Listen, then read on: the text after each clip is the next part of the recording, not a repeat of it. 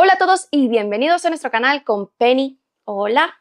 Y yo soy Mary y hoy os traigo la novela de Los asesinos de la luna de David Grann. Con el subtítulo de Petróleo, dinero, homicidio y la creación del FBI, se trata de una novela de no ficción true crime por este escritor y periodista de investigación norteamericano que investiga los asesinatos y muertes sospechosas en la tribu de los Osage en los años 20 del siglo XX en Oklahoma. Aparte de sus otros libros de investigación que también han vendido muy bien, sobre todo el primero de Z, La ciudad perdida, Grann trabaja también como escritor para la revista The New Yorker. Este libro forma parte además de mi lista de libros recomendados de novelas True Crime, que podéis encontrar el enlace aquí arriba, y fue publicado en el 2017 después de una larga investigación, recibiendo muy buenas críticas y pasando enseguida a los tops de este género, además de ser adaptada a película por Martin Scorsese, que se estrenará en otoño de este 2023, protagonizada por Leonardo DiCaprio, Robert De Niro y Jesse Plemons, entre otros.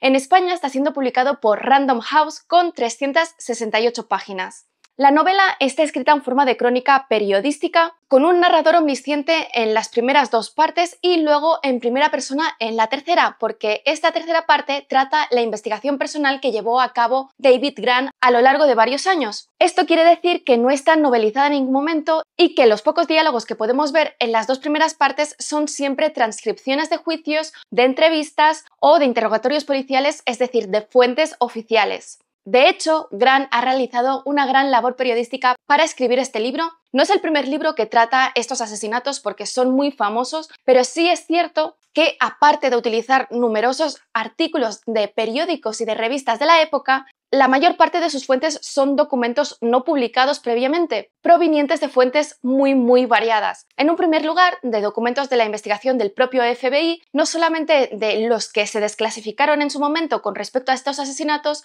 sino también los proporcionados por la propia agencia. Además, otra fuente son los documentos proporcionados por los propios descendientes de las víctimas con quien se entrevistó en varias ocasiones, así como de su contacto recurrente con la propia tribu de los Osage. Y finalmente, y la gran mayoría, viene de la consulta de los archivos nacionales y de los diferentes juzgados que ha visitado personalmente para poder acceder a estas fuentes. Esta gran cantidad de investigación la vemos en que 50 páginas de las 350 que componen este libro en inglés es un listado de todas las fuentes que ha utilizado, hasta el punto de que en cada capítulo marcan las frases y palabras que están extraídas de cada fuente. Además, la novela también se acompaña de diferentes fotografías de archivo o proporcionadas por la propia familia que ilustran las diferentes escenas y las diferentes personas que intervienen en la historia, que la verdad, a mí que me gusta siempre buscar por el móvil cuando leo una novela de estas a ver cómo son las personas de las que esté hablando, pues siempre me gusta que estas novelas tengan fotografías.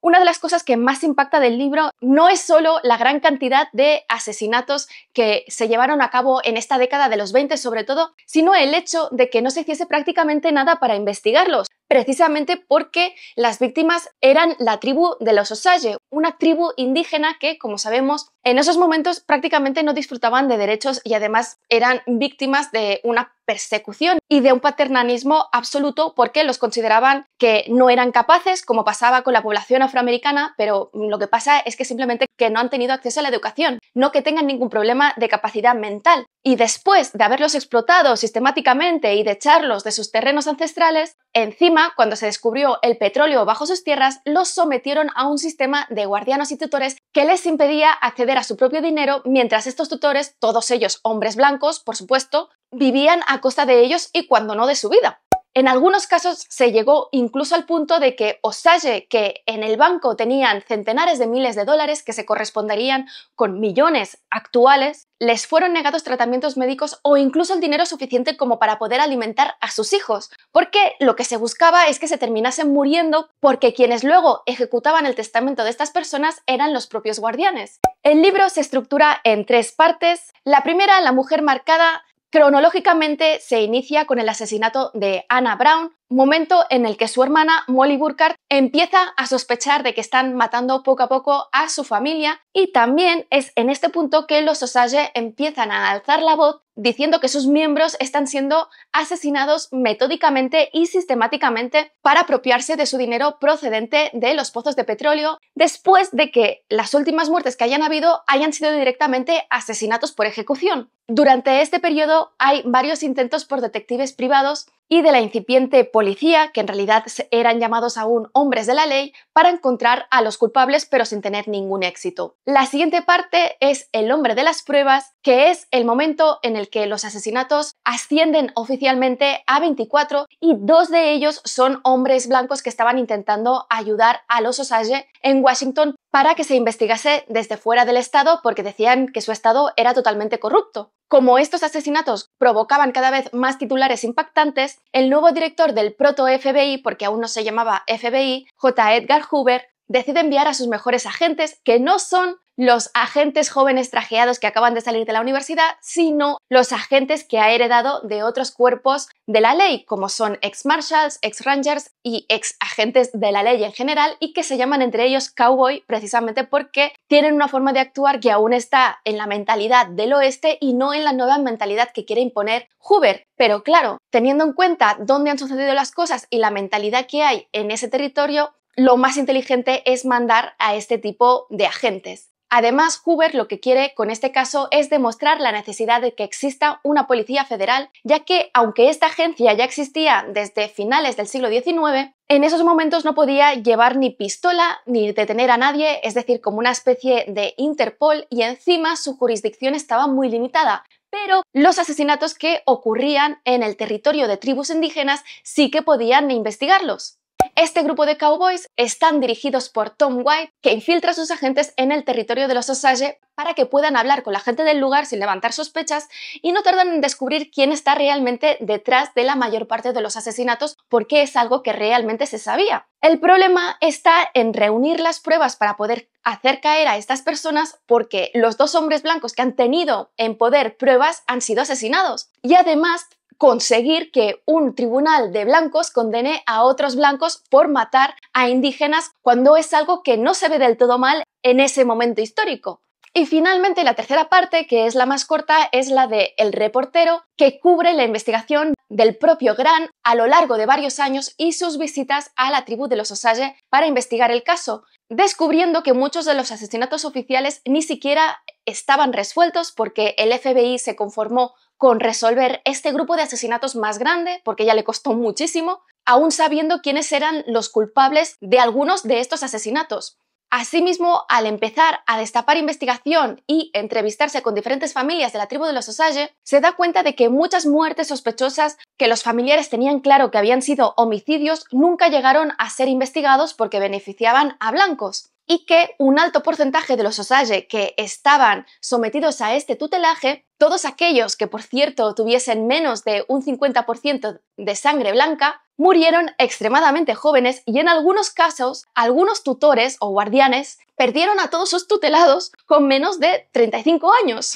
Es decir, que el índice de muerte en la tribu de los Osage era muchas veces más que el índice nacional, teniendo en cuenta que se trataba de una población rica que tenía acceso a una buena alimentación y a un buen cuidado médico. Y por supuesto, los principales beneficiarios de estas muertes eran los propios tutores. Teniendo en cuenta esta dinámica, Grant tiene claro que no estamos hablando de unas cuantas docenas de asesinatos, sino de centenares de muertes sistemáticas. Os voy a reseñar solamente esta primera parte, en la que se explica cómo los Osage llegaron a ser los propietarios de grandes pozos de petróleo que los convirtieron en víctimas de estos asesinatos sistemáticos. Y es que en 1803 el presidente Thomas Jefferson compró el territorio de Luisiana a los franceses, que contenía la mayor parte de los territorios dominados por los Osage, y en un primer momento Jefferson llegó a un acuerdo con ellos de que no serían molestados. Por supuesto, esto no se cumplió y solamente duró esta buena voluntad 4 años,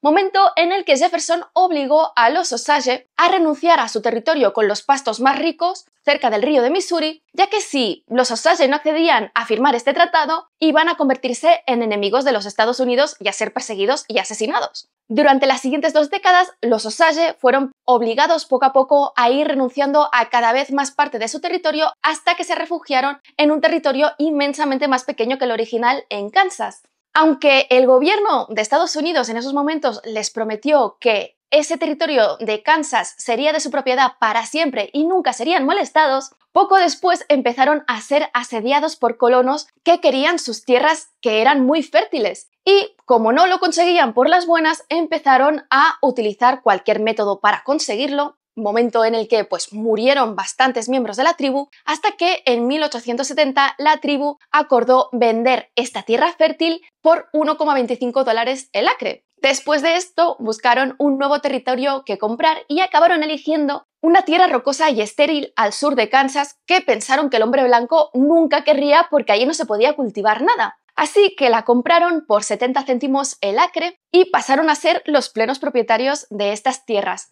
Pero ¿qué pasa? Que evidentemente el hombre blanco no había terminado con sus coacciones porque lo que querían era asimilarlos a su cultura y empezaron por exterminar a los búfalos y el resto de animales que ellos cazaban para poder vivir. Para así poderles quitar estas costumbres de caza que además tenían un sentido ritual muy importante, y además obligaron a los hijos a ser escolarizados en colegios misioneros católicos que obligaban a todos los niños a cortarse el pelo y a vestir de forma occidental. Como no tenían costumbres agrícolas, los Osage empezaron a pasar muchísima hambre hasta que el jefe de la tribu viajó hasta Washington para pedirle al gobierno que acabase con el racionamiento, pero a partir de este punto tuvieron que aceptar que los hombres blancos estableciesen ciertos negocios en medio de sus pueblos. Este choque cultural hizo que los Osage poco a poco fuesen perdiendo su cultura y sus tradiciones hasta que en 1890, y a pesar de ser ellos los propietarios del terreno, el gobierno los empezó a presionar, como había hecho con el resto de las tribus, para que convirtiesen la mayor parte del terreno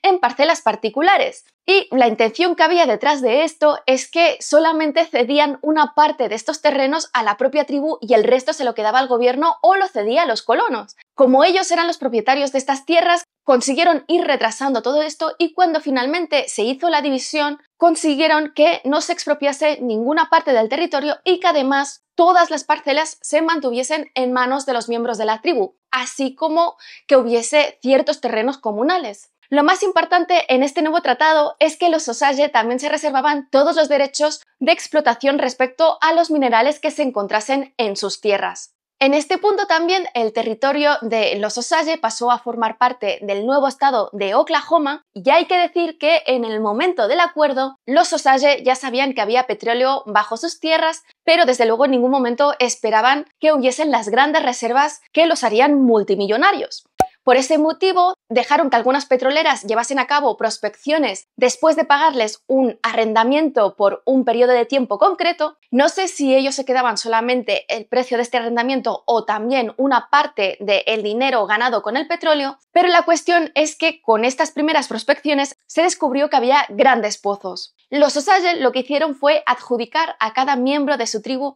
un derecho personalísimo sobre los beneficios del petróleo que no podían perder ni siquiera si vendían su terreno. Ante esta situación y al ver el hombre blanco que no podía beneficiarse de este dinero que se llevaban los Osage porque hasta cierto punto pues pensaban que todo el beneficio tenía que ser para ellos, presionaron al gobierno de Estados Unidos que finalmente en 1921 aprobó una ley para establecer un sistema de tutelaje para que los Osage no pudiesen acceder directamente a su dinero y se les considerase incapaces a nivel legal, porque su opinión era que no conocían el funcionamiento del mundo y que por lo tanto no sabrían gestionar el dinero. Eso sí, aunque no tuviesen ninguna clase de estudios, eso solamente se presuponía de los que tenían menos de un 50% de sangre blanca. Estos tutores eran siempre hombres blancos que tutelaban a varios a la vez y además, curiosamente, aunque no tuviesen nada, cuando pasaban a tener este tutelaje, accedían a una enorme cantidad de dinero muchísimo superior al sueldo que cobraban por gestionar el patrimonio, puesto que se dedicaban a estafar a sus propios tutelados. Por ejemplo, compraban un coche por $100 y se lo vendían a su tutelado por $1000.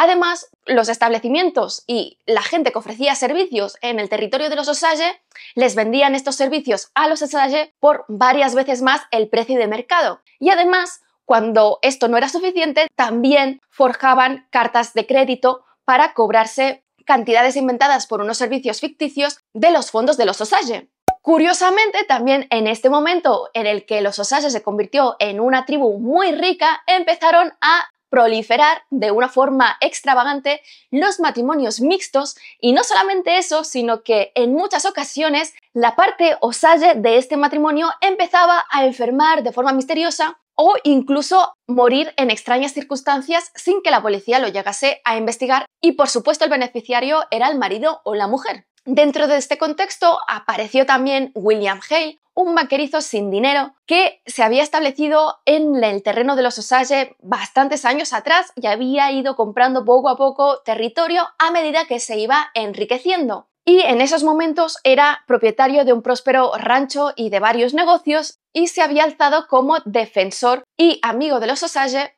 estando metido también en todos los cuerpos de la ley y del estado de Oklahoma. Precisamente uno de sus sobrinos, Ernest, estaba casado con Molly Burkhart, que es con quien se inicia toda la acción en la primera parte del libro. Y es que el libro empieza en los momentos antes del asesinato de la hermana de Molly, Anna Brown, que además tienen a su madre enferma en casa de Molly de una enfermedad que los médicos no se pueden explicar y no pueden diagnosticar, y de que un año antes la hermana pequeña de Molly hubiese muerto de una extraña enfermedad. Su hermana Anna hacía poco que se había divorciado y esto la había llevado a una espiral de autodestrucción en la que parecían caer muchos miembros de la tribu, con una crónica bastante similar, en la que empezaban a beber en la época de la prohibición gracias a las destilerías ilegales que se encontraban dentro de los propios terrenos de los Osage y que la policía no cerraba, y que de vez en cuando salía algún bache envenenado y morían varios miembros de los Osage así sin querer. La cuestión es que tras acudir a una fiesta social en casa de Molly, como estaba borracha, Anna fue llevada a su casa por Brian, el hermano de Ernest. Momento en el que desapareció hasta que unos días más tarde fue encontrada en un barranco con un tiro en la parte de atrás de la cabeza, que evidentemente no podía habérselo hecho ella. Una ejecución exacta a otra que había ocurrido pocos días antes. Estos dos claros asesinatos, que eran ejecuciones y parecía que ejecutados por la misma persona, hicieron que no quedase otro remedio que investigar por parte de los agentes locales, si bien también por su parte las familias de los fallecidos contrataron a su propio equipo de detectives privados, e incluso el propio William Hale prometió a Molly llevar a cabo su propia investigación y contratar a sus propios detectives para encontrar a los culpables. A pesar de todo el dinero invertido en estos detectives, la verdad es que no se consiguió encontrar ninguna pista que llevase a los culpables, y mientras tanto seguían muriendo miembros de la tribu.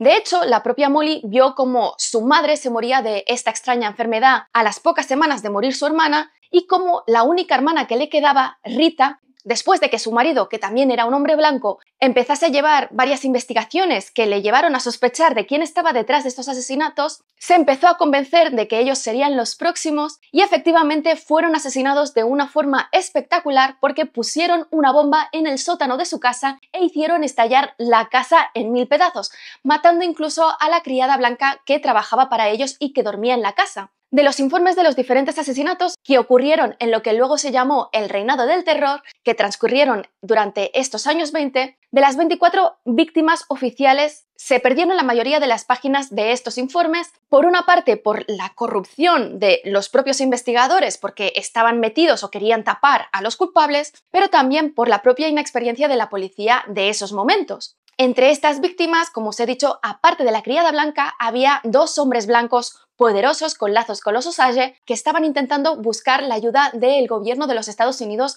para investigar esto desde fuera. Uno de ellos fue acuchillado en los callejones del propio Washington, y el otro, que llevaba un montón de pruebas con él, fue lanzado de un tren en marcha sin que se recuperase nunca toda esta documentación. Sin embargo, a pesar de estas dos ejecuciones, la cantidad de muertes y las quejas de los Osage eran suficientes para que saliesen en diferentes titulares de los diarios más importantes y que finalmente se decidiese que tenía que intervenir la oficina anterior al FBI, que estaba dirigida desde hacía poco por un joven Hoover, siendo esta la única fuerza policial estatal a pesar de que no podían, como os he dicho, llevar armas ni detener a nadie. Hoover, como no estaba influido por la política corrupta de Oklahoma, que había permitido que existiese esta situación, estaba obsesionado con resolver los crímenes para así poder justificar la existencia de su agencia como una policía federal de pleno derecho, por lo que mandó a sus hombres más experimentados, que entre ellos se llamaban Cowboy, como os he explicado, para investigar todo esto.